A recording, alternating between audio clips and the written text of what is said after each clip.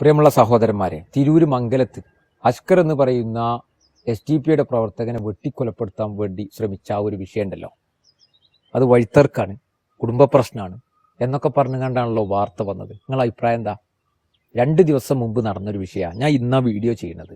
അതിൻ്റെ നിജസ്ഥിതി അറിഞ്ഞിട്ട് വേണം അതുമായി ബന്ധപ്പെട്ട് സംസാരിക്കാമെന്ന് കരുതിയിട്ടാണ് ഈ വിഷയം പറയുന്നത്. ഇത് നിങ്ങൾ അറിഞ്ഞിരിക്കണം, നിങ്ങളിത് ആലോചിക്കണം, നിങ്ങളിതിൽ ഈ വിഷയത്തിൽ ചിന്തിക്കണം. മുസ്ലിം ലീഗിൻ്റെ നേതൃത്വം എല്ലാവരും ഈ വിഷയം നല്ലോണം പഠിക്കണം, അറിയണം. നമുക്കൊക്കെ രാഷ്ട്രീയം ഉണ്ടാവും, നേരെ മറിച്ച് ഇതൊരു വലിയ ഗുണ്ടായിസാണ്. അഷ്കർ എന്ന് പറയുന്ന ആ വ്യക്തിയെ വെട്ടിക്കൊലപ്പെടുത്താൻ വേണ്ടി ശ്രമിച്ചതാണ് എന്നുള്ളത്, കൊല്ലാൻ തന്നെ തീരുമാനിച്ചതാണ് എന്നുള്ളത്, അയാൾക്ക് നേരെ വന്ന ആക്രമണത്തിൻ്റെ ആ ഒരു കാര്യത്തെക്കുറിച്ച് കൃത്യമായി ഉത്തരവാദിത്തപ്പെട്ട ആളുകൾ പറയുമ്പോൾ നമുക്ക് ബോധ്യപ്പെടാം. കഴുത്തിനും തലക്കും നേരെ വന്ന വെട്ടുകൾ തടുത്തിട്ട് കൈയൊക്കെ പൊളിഞ്ഞിരിക്കുക. കാലിന് 18, ഒരു കാലിന് തന്നെ 18 വെട്ടുണ്ടെന്നാണ് പറയുന്നത്. നിങ്ങൾ ആലോചിച്ച് നോക്കി, കൊല്ലാൻ വേണ്ടി തന്നെ ചെയ്ത അത്തരം പ്രവൃത്തി. എന്തതിൻ്റെ കാരണം? മുസ്ലിം ലീഗ് നേതൃത്വം വളരെ വ്യക്തമായിട്ട് ആലോചിക്കണം എന്താ അതിൻ്റെ കാരണം. അതായത് ഇവർ തമ്മിൽ ഒരു കുടുംബമല്ല. ഈ പറയുന്ന റാഫിയോ ഈ പറയുന്ന അഷ്കറും തമ്മിൽ ഒരു കുടുംബമല്ല. നേരെ മറിച്ച് ഈ റാഫി എന്ന് പറയുന്ന മുസ്ലിം ലീഗിൻ്റെ മണ്ഡലം കമ്മിറ്റിയിൽപ്പെട്ട ആളുടെ വീടിൻ്റെ തൊട്ട് ബാക്കിൽ ഈ അഷ്കറിൻ്റെ സഹോദരിയും ഭർത്താവും താമസിക്കുന്നുണ്ട്. നല്ലോണം ശ്രദ്ധിച്ചോളൂ കേട്ടോ. ഈ അസ്കറിൻ്റെ സഹോദരിയുടെ ഭർത്താവിന് സുഖമില്ല. അപ്പം ഉണ്ടാവുമല്ലോ, ഈ സുഖമില്ലാതെ നിൽക്കുമ്പോൾ ഉണ്ടാവുമല്ലോ സാമൂഹിക പ്രവർത്തകർ എന്നുള്ള നിലക്ക് റാഫി വന്നിട്ട് നമ്മളെന്താ ചെയ്യുക, അരി, സാധനങ്ങൾ, മറ്റുള്ള ചികിത്സാ സഹായങ്ങളൊക്കെ നമ്മൾ അത്തരം കാര്യങ്ങൾ അത്തരം കുടുംബങ്ങൾക്ക് ഓഫർ ചെയ്യും. പക്ഷേ റാഫി കുറച്ചും കൂടി കടന്നുങ്ങാണ്ടൊരു ഓഫർ ശാരീരികമായിട്ട്. നിങ്ങൾക്ക് മനസ്സിലായോ? ഈ അസ്കറിൻ്റെ പെങ്ങളോട് സ്വാഭാവികമായിട്ടും അതിനെ എതിർക്കപ്പെട്ടു. ഭർത്താവ് അതിനെ ചോദിച്ചതിൻ്റെ പേരിൽ ആ അസുഖമുള്ള ഭർത്താവിന് ആ സഹോദരനെ ഓൻ്റെ ഗുണ്ടായുസ് ഉപയോഗിച്ചുകൊണ്ട് ചവിട്ടി വീഴ്ത്തി 3 കൊല്ലമായിട്ട് അതിൻ്റെ കേസ് നടന്നുകൊണ്ടിരിക്കുക. അപ്പോൾ റാഫിക്ക് ഈ കേസ് തീരാൻ വേണ്ടിയിട്ട് ഇയാൾ എടുക്കുന്ന പണി എന്താണെന്നറിയാം. അതായത് റാഫിൻ്റെ വീടിൻ്റെ അടുത്തു കൂടെയാണ് ഈ പറയുന്ന അസ്കറിൻ്റെ സഹോദരിയുടെ വീട്ടിലേക്കുള്ള വഴി. അപ്പോൾ ഭർത്താവിനെ ചികിത്സിക്കാൻ വേണ്ടിയിട്ട് ഈ പാലിയേറ്റീവ് എന്നൊക്കെ വാഹനം വരും. ആ വാഹനം റാഫി ബ്ലോക്ക് ചെയ്യും, കച്ചറുണ്ടാക്കും. ആരെങ്കിലും എന്തെങ്കിലും പൈസ കൊടുക്കുന്നുണ്ടെങ്കിൽ അത് തടയും. ഇങ്ങനെ തുടങ്ങി നിരന്തരമായിട്ട് ഇങ്ങനെ ആക്രമിക്കുക, ഇങ്ങനെ ഉപദ്രവിക്കുക. ഇതൊക്കെയാണ് റാഫിൻ്റെ കലാപരിപാടി. മുസ്ലിം ലീഗിൻ്റെ ഉത്തരവാദിത്തപ്പെട്ട ആളുമാണ്. മാത്രമല്ല കുറച്ചൊക്കെ ഹാൻഡൊക്കെ ഉള്ള അത്യാവശ്യം സാമ്പത്തിക കാര്യങ്ങളൊക്കെ ഉണ്ട് എന്നാണ് നമ്മൾ അറിഞ്ഞത്. ഏതായാലും ഇങ്ങനത്തെ പരിപാടികളുമായിട്ട് മുന്നോട്ട് പോകാം. ഇപ്പം ഈ വെട്ട് നടക്കുന്നതിൻ്റെ 2-3 ദിവസം മുമ്പ് മംഗലം അങ്ങാടിയിൽ വെച്ചിട്ട് ഈ അഷ്കർ എന്ന് പറഞ്ഞു കഴിഞ്ഞാൽ SDP പ്രവർത്തകനാണ്. മാത്രമല്ല സ്വന്തം സഹോദരിക്ക് നേരെ ഒക്കെ വന്ന ഇത്തരം കാര്യങ്ങളിൽ ഉറച്ച നിലപാടോടുകൂടി നിയമ പോരാട്ടം നടത്താനൊക്കെ മുൻപന്തിയിൽ നിന്നുകൊണ്ട് തന്നെ അങ്ങനെ തന്നെ നിലകൊള്ളുന്ന ഒരാളാണ്. അങ്ങനെ ഈ അഷ്കറിന് നേരെ റാഫിൻ്റെ ഒരു കയ്യേറ്റ ശ്രമം ഉണ്ടായി. അഷ്കർ അത് ചെറുത്തു.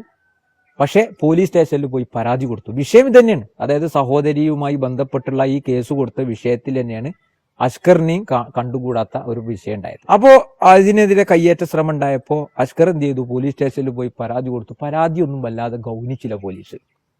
കാരണം രാഷ്ട്രീയ സ്വാധീനം ഉണ്ടാവും. സ്വാഭാവികമായിട്ടും അത് ഇടപെടാതെ നിന്നപ്പോൾ പിന്നീട് കലാശിക്കുന്നത് ഓനോട് തീർക്കുക, അഷ്കറിനാണ് തീർക്കുക എന്നുള്ള കോലത്തിൽ 10-12 വരുന്ന ആളുകൾ വന്നിട്ട് അഷ്കറിന് നേരെ വെട്ടിയും കുത്തിയും പരിക്കേൽപ്പിച്ചും അങ്ങനെ തന്നെ തീർത്തു. പക്ഷേ അഷ്കർ അത് ചെറുത്ത് നിന്ന് എന്തൊക്കെ ഭാഗ്യം കൊണ്ട് ആ സഹോദരൻ കഴിച്ചിലായി. ഇപ്പോൾ ഓപ്പറേഷനൊക്കെ കഴിഞ്ഞ് കോഴിക്കോട് മെഡിക്കൽ കോളേജിലാണ് ആളുള്ളത്.